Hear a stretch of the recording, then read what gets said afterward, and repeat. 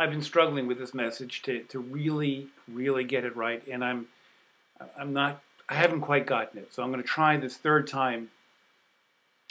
As I've been saying in my blog and in some recent posts, the primal force of the universe is connection. When we are realized and awakened in connection, our actions, our behavior, our insight, our awareness are all rooted in recognition and manifestation of this connection. But very, very few of us live in that world. Instead, we live in the much smaller world of the me. The me, this psychologically isolated and vulnerable world, is rooted in the fact that the self became severed from connection.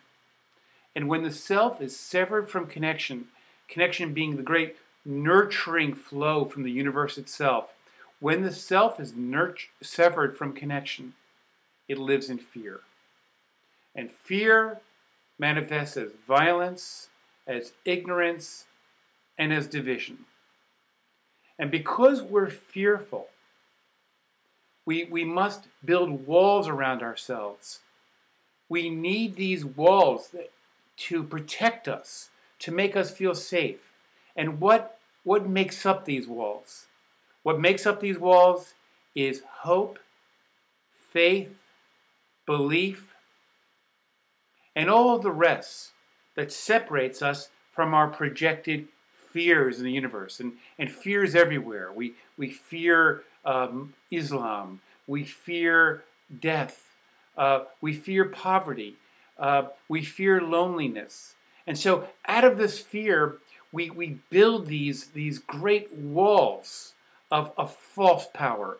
And we believe that through our violence and through our compulsive actions to be safe, to be more than who we truly are as we project, that this will give us the safety we have.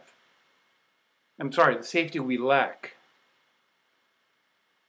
But when we are rooted in connection, we don't need those walls. We're not brittle. We're not vulnerable. We are truth. We are the Tao. We are the very flow of this universe as expressed in this body-mind. We don't need walls. We don't need to have all those layers of protection around us. And so many of us, we carry our holy books in our hands, and we carry our status in this other hand, and we carry force in this other hand to say, no, no, no. If I don't have my faith, if I don't have my belief, if I don't have my hopes, if I don't have my force, then I'm vulnerable. I live in a scary, dangerous world. No. That is the world of fear. And the world of fear today is expressing itself through the enormous ignorance of the Tea Party in America and the Republican Party in America.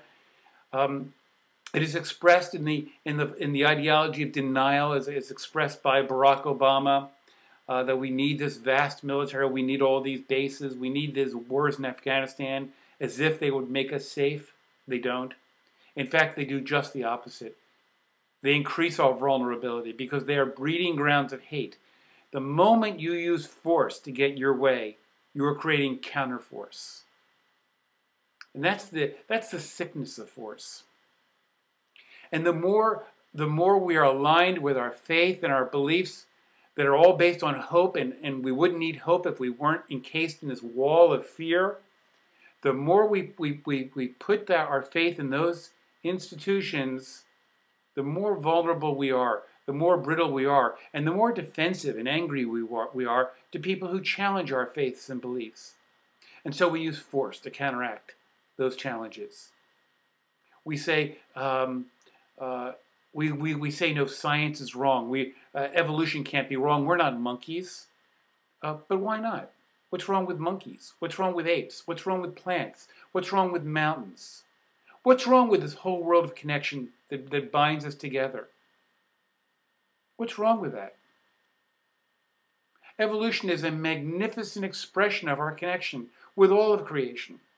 And evolution itself is is originated with the sun and the rain and all the other forces that make life possible. This is the truth. Why is the truth so frightening? Fear, through the wealthy classes of America, have used fear as force to destroy labor unions, to make people feel scared of losing their jobs. Schools do the same to kids. Teachers say, you better be obedient, you better follow the rules, or else you're going to be in trouble, you're going to go nowhere, you're going to be a failure in life. And the parents do it with their kids. If you don't follow the rules, we're not going to love you. And if you don't love you, then you're all going to be alone in the world. And you don't want that because you need us, and you need our rules, and you need our obedience, and you need our discipline. And it all fear rests on this world of violence and discipline and obedience that is just underneath the surface. You scratch it a little, and out comes violence. And that's how fear works. And it keeps us all huddled in our little houses, in our little worlds, with these walls around us, the walls of hope, fear, and desire and belief. And whether you call it religion, and that's a powerful wall, or my patriotism, I'm an American, hey, hooray for us, or I'm a German, or I'm a Japanese, it doesn't matter. They're all walls.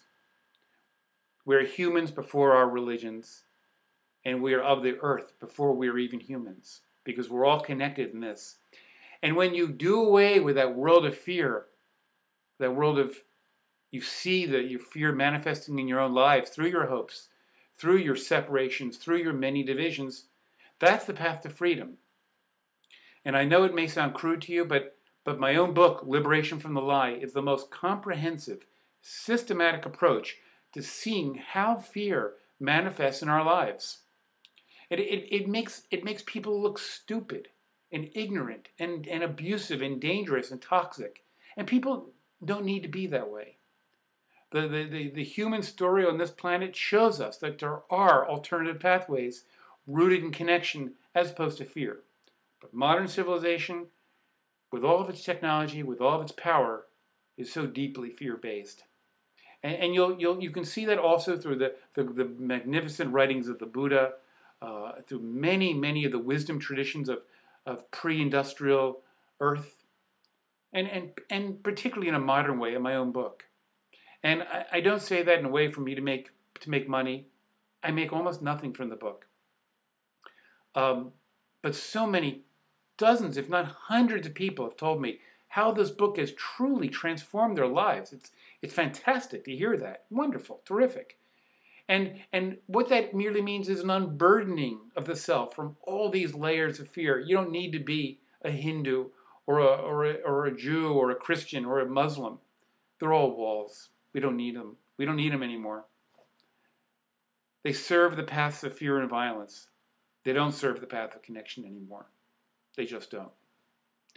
And when you are awakened and realized you don't need all the jargon, the gurus, the fancy talk, because you are the expression of this universe right now.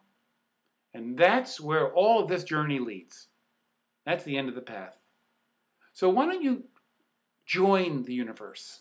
Why don't you align with the Tao? Why don't you find balance by seeing how fear plays out in your own life? Seeing it through your judgments, your divisions, and all the rest. See it. I invite you to do that. And you're not alone in this journey. You have tens of thousands of companions and friends waiting to support you with their words, their feelings, because we're in this together. Thank you so much for watching.